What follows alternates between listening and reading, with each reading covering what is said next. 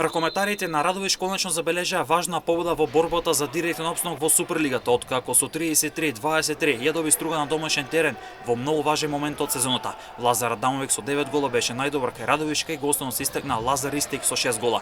Порлет со 36-30 го доби Борец на домашен терен, а пак Куманови Прилеп премизира играјќи 26-26 во мечот третото коло на плејаутот. Дербитот во плејофот се играше во Битола, каде шампионот Euroform Пелистер со 30-28 го доби Алкалуит во трката за титулата. Најдобар стрелец кај домашниот тим беше Филип Кузмановски со 8 гола, кај Алкалуит Мартин Серафимов имаше 9 гола. Тикве се намачи во финишот, го доби Бутел со резултатот 26-25, а пак Вардар со 28-24 го доби Охрид во оведниот меч. Во однос на табелата Euroform Пелистер е прв со 9 бодови, Вардар е втор со 8 бодови, Алкалуит е трет со 4 бодови. Охрид е на четвртото место со 3 бодови, а толку има и Тиквеш кој е место подолу, а без бодови е Бутел. Во плејаутот на делба на првото место се Пролет и Прилеп со по 7 освоени бодови. Куманово е трет со 5 бодови на своето конто. Борец и Струга имаат по 3 бодови, а на ното е Радовиш со 2 бода.